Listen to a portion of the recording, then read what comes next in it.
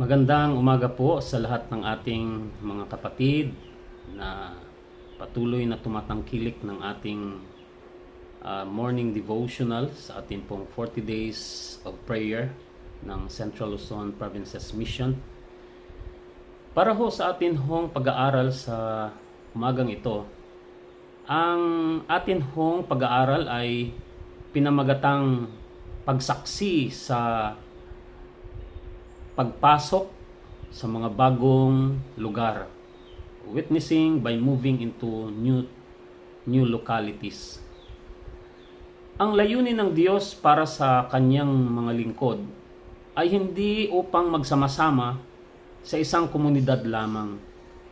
Dinisenyo ng ating Panginoon na ang kanyang mga alagad ay tulad ng mga dahon na nakakalat sa iba't ibang dako, na kung saan sila ay upang sa layuning sumaksi, lalong-lalo na sa pagdating ng ating Panginoon. Tayo ay tinawagan ng Diyos upang maging saksi bilang mga misyonero sa iba't ibang dako na kung saan kinaroroonan ng kanyang mga lingkod. At tayo bilang kumakatawan ng ating paglilingkod sa ating Panginoon ay tinawag tayo na maging mga misyonero sa gawaing ito. Dito sa atin hong pag-aaral ay mayroon akong natagpuan na itong paksa na ito ay may 4 na mahalagang bagay akong nakita dito. Atin pong tunghayan ang 4 na mahalagang bagay na ito. Una ay ang devotion, na kung saan ang pangunahin sa mga lingkod na gagawa para sa pagsaksi, silang mga sasaksi sa ating Diyos, ay napakahalaga ang personal na debosyon natin sa ating Panginoon. Nang sabi nga ho dito, hayaan na ang mga manggagawa ay manindigan muna pangunahin sa ating Diyos. Sila ay makikipagpunyagi sa pananalangin at kung maaari ay ibubuhos ang kanilang mga sariling mga saloobin sa Diyos. Ito ang unang natagpuan ko, mga minamahal na mga kapatid. Ang personal na debosyon natin sa pananalangin, ang ibuhos ang ating mga saloobin, mga karanasan sa buhay sa ating Panginoon. At ang sabi dito, bubuksan ng ating Panginoong Hesus ang mga pintuan nila na mga sumasangguni sa Kanya. Ang kanilang mga kalooban ay bibigyan ng magandang karanasan. Ang kanilang mga isipan at sisidlan sila ng mga impresyon ng kagandahang loob ng Diyos, ayon sa kanilang matapat na paglilingkod sa Kanya. Ikalawa ho ay ang desire, ang saloobin na mabuo ang kanilang pagmamahal para sa paglilingkod sa kapwa. Layunin ng Diyos na sa buhay na ito ay yung atin hong kasiyahan ay magkaroon tayo ng damdamin para sa pagliligtas ng ating mga minamahal na mga kapitbahay, mga kaibigan. Ang sabi nga, ang paggawa ng mga lingkod ng Diyos ay upang madama ang kaligtasan para sa iba. At ang prinsipyo dito ay ang tayo ay gumawa para sa iba na may kababaang loob. Ang madama natin ang pag-ibig natin sa ating kapwa na sila man ay iniligtas ng ating Panginoon. Ang maranasan natin ang pasanin para sa paggawa at dalhin ang iba sa katotohanan. Ang makilala ng ating mga kapitbahay kung sino ang ating pinaglilingkuran. Ang layuning ito ay upang ipakita na habang tayo gumagawa, makita ang liwanag sa buhay natin ng ibang mga tao. Wika nga ho sa Mateo 5:16 ay Hayaang magliwanag ang inyong mga gawa sa ibang mga tao upang makita nila ang liwanag na ating tinanggap din naman. At ang layunin nito ay ang mapukaw ang espiritual na kalakasan para naman sa ibang mga tao, ang tayo kumilos. At sabihin, ang mga darating na panahon ay nalalapit na. Ang pagtatapos ng panahon at ang pagbabalik ng ating Panginoon ay nasa pintuan na nga. Ang ikatluhong natagpuan ko naman dito ay itong kung papaano naman tayo magsilago sa umunlad sa ating paglilingkod. Sa matagal ng paglilingkod natin sa Panginoon, papaano nga ba tayo uunlad? Ito'y sa pamamagitan ng pagsasanay natin sa pananampalataya. Ang paglilingkod pala, mga minamahal na mga kapatid, para sa ating kapwa ay ang pag-unlad naman natin para sa ating mga sarili sa pananampalataya. Sa pananalangin, ang ipanalangin ang ating mga kapitbahay at ipakiusap sila sa presensya ng Diyos at gawin ang pinakamabuting mga pamamaraan kung papaano ang mga kaparaanan maabot ang mga taong ito.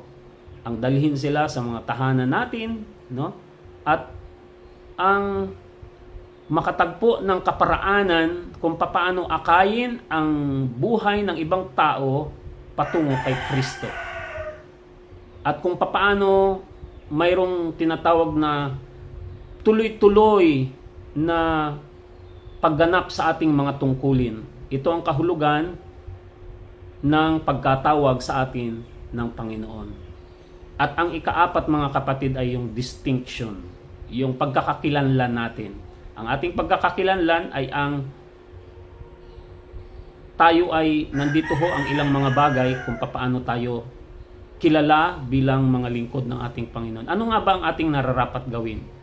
Tayo ho ay kilala na mga lingkod ng Panginoon sa pamamagitan ho ng pagdadala ng mga babasahin sa ating mga kapitbahay, sa ibang mga tao.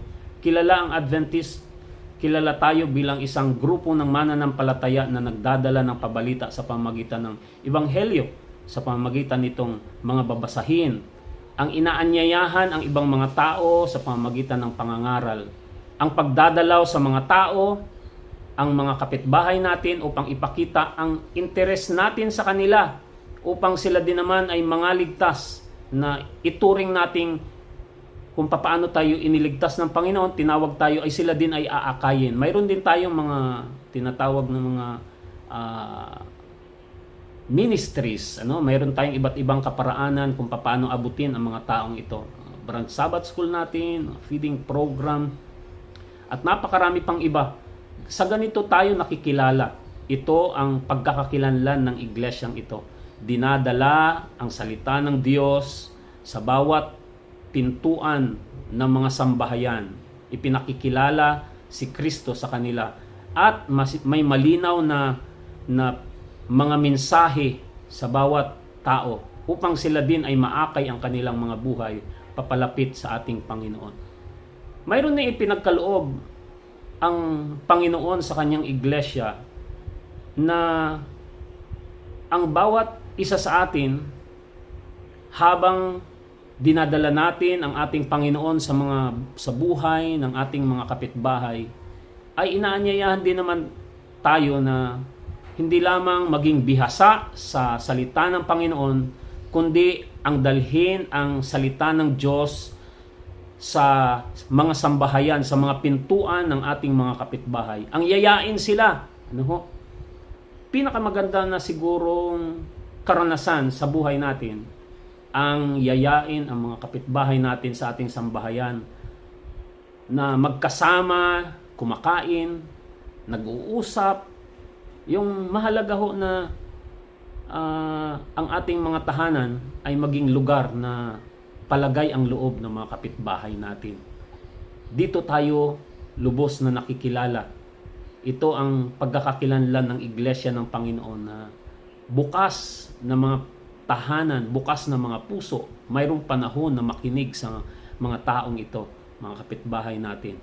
At hayaan natin na ang liwanag ng ating Panginoon ay maging maging tanglaw sa mga tao upang maakay sila patungo sa ating Panginoon. At hayaan na hindi lamang sila maabot, kundi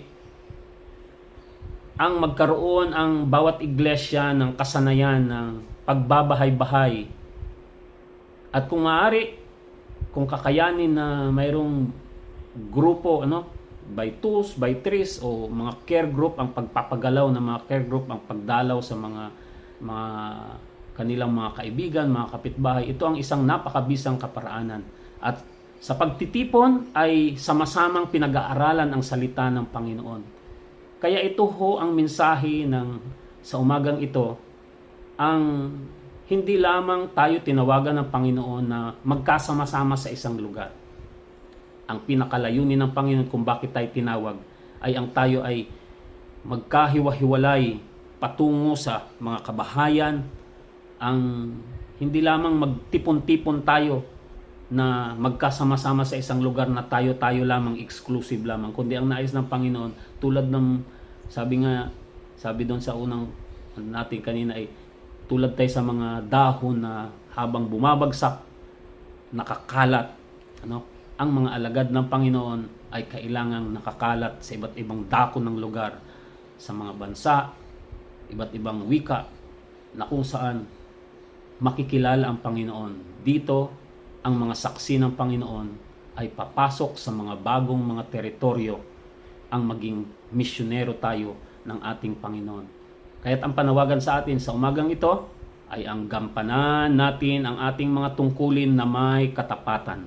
Tinatawagan tayo sa umagang ito na maging matapat sa ating mga tungkuling gampanan ng ating mga iglesia. Ikalawa, tinatawagan tayo ang gumawa ng may pagsasakripisyo ng ating mga panahon, paggugol ng ating mga pananalapi. At ang ikatlo ay ang gumawa tayo habang naglilingkod ay masaya tayong gumagawa sa gawain ng ating Panginoon. Ito ho ang buod ng ating mga aralin sa buong paksa nating ito.